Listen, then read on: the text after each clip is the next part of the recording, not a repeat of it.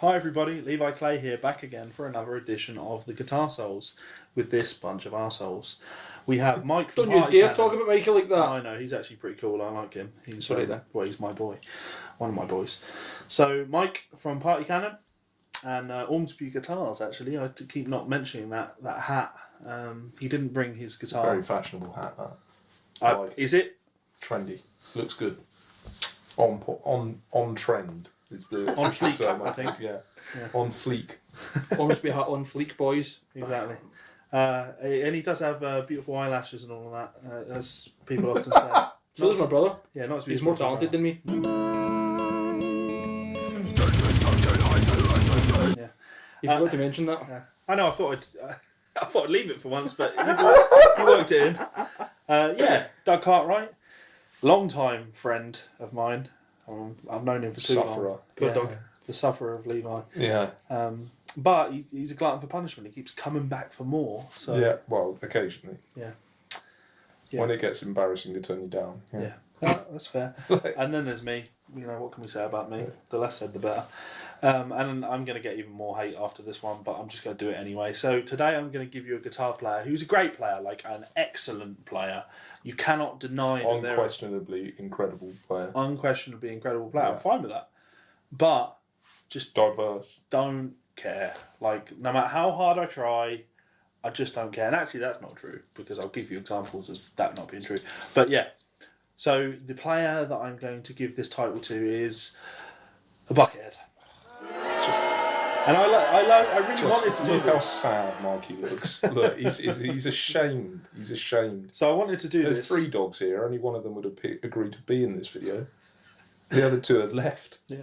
I wanted to do this one because Buckethead is always an interesting topic of discussion, because these two are both massive Buckethead fans. Doug, for years and years, on the Buckethead forums, when you were younger, did a lot of tabs of Buckethead songs. Yeah. I essentially learned how to play guitar by having to figure out how to play Buckethead stuff because there wasn't any tabs. Yeah. Like old school style. To be fair, who's going to sit and tab 120 albums in 1 year? Oh, we'll talk about that. That's Yeah. And my first early memories of Mike, our first proper night out where I really had long conversations with Mike, there was a lot of alcohol involved at the pub, and obviously, why would you be at a pub for anything other than lots of alcohol? We're in Wishaw, it's certainly not for the hot toddy. So we were at the pub. I like Wishaw girls. I'm going to stand up for them. Okay, all right. that's the only reason he visits. Yeah. So, we had a long debate again that night over Buckethead, and you just refused to even accept that I didn't love Buckethead. Yes. So, allow me to make my case. No. Okay. Buckethead is good. Levi is wrong. Buckethead is great, yeah. End of video. Yeah. Like, honestly, my only issue with Buckethead... The trouble is, I think everyone's just turned it off by now, mate. I don't think there's any point here. I can make so many great cases for Buckethead being awesome. He's got lots of material that I thoroughly enjoy. Lots of material that I enjoy. And I love his contributions on the Guns N' Roses album. As everybody knows, I really like Chinese Democracy. It's probably my second favourite Guns N' Roses album. It's actually a good album, to be fair. I'm going to stand in there and say that with you. Absolutely love that album. I mean, we can all agree. Yeah. Yep. Good. And, you know, when you listen to a song like Shackler's Revenge, you can't not go, oh, that's a Buckethead. Right there, that is a bucket. He's a great player. He really is a great player. And you could make the argument that, like, oh, yeah, but he just does the Paul Gilbert thing really fast. But there's so much more to him than that. Like, he's a great acoustic Even player. that is not really accurate. He's got a lot. There's a lot you can hear in it. You can hear a lot of different players he was with. Yeah. Yeah, and that's the point. Like, I think there the is a lot context to it's him. presented in, there's a lot of what. Sure. Sorry, I'm interrupting you. Keep going. I love his Les Paul. I would, in a heartbeat, have one of those Les Pauls, but they never come up for sale second hand. They don't make them anymore. You can buy a fake Chinese rubbish one if you want. Yeah. Do they not make them anymore? No, they don't make that anymore. It was like a It's limited just like as edition. if Gibson couldn't do anything else wrong. That is honestly like one of the coolest Les Pauls. It's the only guitar they've made in the last 15 years that I'd own, I think. I'd be all over one if I could get one. So you'd think that, like, I'm a huge Buckethead fan, but actually, my reason for not being a huge Buckethead fan is, and I made the same argument to both many times, it's the filler material. Like, Buckethead has so much great material. He has so much great material, but there doesn't seem to be any filter on just constantly releasing lots and lots of material. So I found that when I started to like try and really get into Buckethead, I had to dig and dig and dig, and like I was constantly trying to find things. And when I started to get into Buckethead, you'll know the year on this, it was right when In Search of The came out, which is that 13 albums? Yeah, Yeah. It was supposed to be a lot more. It was supposed to be called In Search of the Disembodied Sounds. Right. But essentially he got as far as E and The and was like, oh, I'm done with this now. And then they just put it out as In Search of the... That might not be entirely true, but it was supposed to be called In Search of the Disembodied Sounds with a disc for each letter in the thing. Right, okay. And then they got to 13 and noticed they'd ended on a word, I think. And like, that'll do. Probably, I don't know. Yeah, and I listened to some of that, and I found there just to be a lot of like ambience and electronic sounds and things like soundscapey stuff. And I'm not saying stuff like that is worthless, because obviously that's not the case, but it's just like musically not what I was looking for. I had lots of people saying, you got to listen to Buckethead, like he's one hell of a player, and I was just really struggling to find it. And every time I found something that I went, man, this is cool, it would be like, man, this is really cool, and then the next track would come on and I'd just be like, oh dear, oh, what a shame. But I think that speaks more maybe not in a positive or negative way, but just to your taste and to and your expectation of it. Like he's actually, like, it's funny because there are some elements of what you're saying that I could take on board, but the electronic thing isn't really one of them, because he's really into like a lot of that ambient stuff, and like works with really like quite forefront artists in that, and he's made it as Death Cube K, which is the kind of dark ambient side project he has. Yeah, he's made he's made some records that, and I actually would freely admit that for a long time I didn't get those records at all, but I just figured it was just another musical thing he was doing, and actually it's kind of an amusing coincidence, as I actually really recently just really got into those, and I was familiar with them before and I heard them, but like in the last few months, I'll tell you why as well. Actually, it's almost like a bit of a weird side effect. Is because I've had a problem with tinnitus for the last few months. Like I've had it for ages, but it's not been bothering me. In the last couple of months, my left ear is fucked, right? And to the point where it's been ringing so bad, I was really struggling sleeping, and I was listening to like white noise instead. So like putting white noise playing when I sleep, which they recommend you do and stuff like that.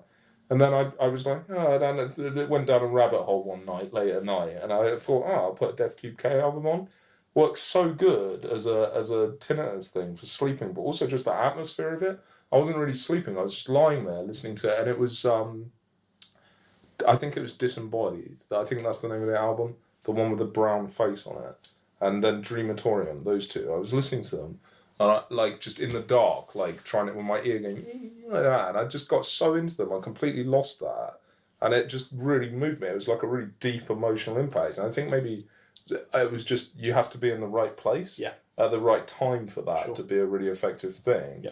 But it is very, very moving. And I actually subsequently ended up going, there's been a hole in my Buckethead CD collection, and now they're all, I've got like the box set of Monolith, and like all of this is I've spent silly money on it, and just completely sold on it. Like I was like, oh yeah. I always respected it. It was just not something I liked. I get it. Like I think that what I was searching for, it wasn't delivered on, and that's maybe it's my fault and Buckethead's fault, because they're totally. You guys could both compile like a 2-disc best of that would totally scratch my itch, and that would make me extremely happy, and I'd listen to it everywhere I went.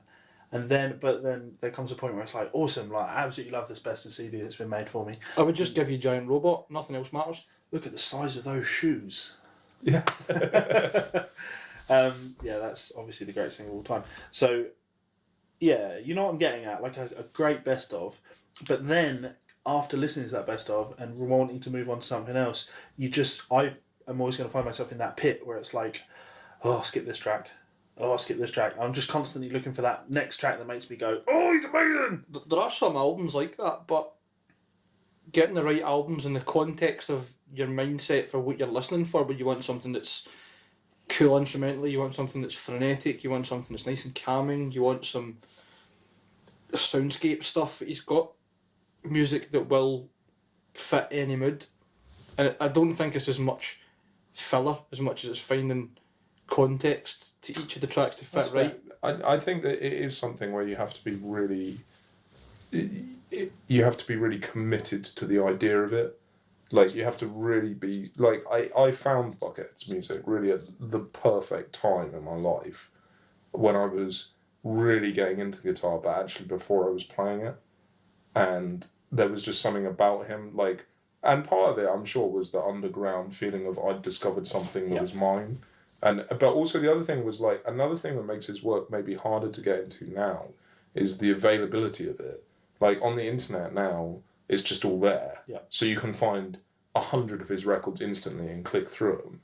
But, like, actually, especially all the stuff my favourite stuff of his, which is all the late 90s, through to 2002 type era stuff, he was recording, like, little records. All of it, everyone was with a different, tiny independent label. There was a little conglomerate of them all in kind of the Bay Area of San Francisco, making and playing on each other's records, like Phonopsychograph Disc and Brain, and Les Claypool was getting involved in it. Mm-hmm. And Bernie Worrell was in some of Bernie Worrell was looking in, Bill Laswell producing a lot. Yep. And there's a little circle of them where some of it comes out as Buckethead solo records, some of it he's on Disc's record, he's on Les Claypool's side projects. They made the kind of Benny Pocket record, which is awesome. They made all this different stuff, and really it was like a little conglomerate of independent musicians hanging out in the same city, working on music, gigging together, doing each other's shit, and putting it out. And different labels, which I don't know about what was going on with the label side of it, but I'm sure it was just people in that scene who were supporting them and getting it together. And it was limited copies. It was difficult to get the stuff in the UK. It was difficult to get the stuff anywhere. It was difficult for me to buy it because I wasn't old enough to legally own a credit card or something. So I had to convince my mum to buy it. Sorry, we're on a topic I'm passionate at. That was the thing about it.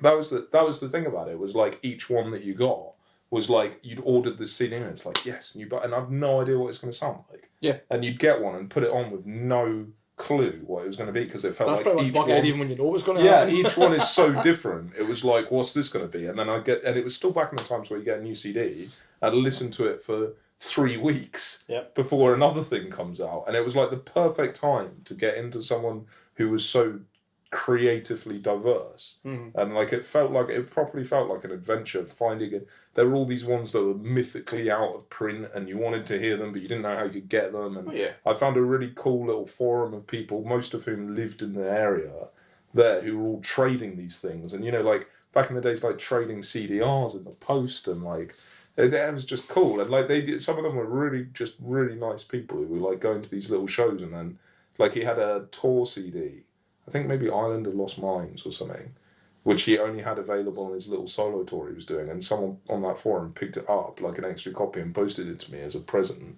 And I thought it was immensely cool, and now it's like, people are selling it for like 150 quid on eBay, so I'd never sell that. Yeah, it's just a really cool thing to be into. I can imagine how coming into it later, with the internet available, and his uptake on it, that element of it is lost now. Yeah. It's not even a slight on Buckethead. It's like, at the time when I was being presented with Buckethead, I was being presented with like 40 other great guitar players as well. So it's like, I've not got the time to dig through all of this to find the gold, when like another player that I got into at the same time and still absolutely love massively is Bumblefoot. And it's not the same thing, but it was scratching a similar itch. Like it was just... Yeah, shred guitar kind of made by somebody that's a bit unhinged. It's also music that you love, but you can't really put on when your girlfriend's around. Exactly. So, what do you guys think? Buckethead, is he somebody can you see where I'm coming from on this, or am I an absolute lunatic? Is there something I'm missing? I would be happy to hear your thoughts in the comments, and if you have any suggestions of players who you yourself find the same thing to be the case with, happy to hear it. Thank you so much for watching. If you have enjoyed it, please do like and share with your friends, and if you've hated it, share it with your enemies. That is the best way to get your revenge. Put Levi Clay in their inbox. They will hate you forever for it. It's like posting a turd in a box. Isn't it? Just the internet equivalent. Yeah. So, Mike, big thank you, Mike. Doug, big thank you. And until next time, we'll see you soon. Bye. Peace.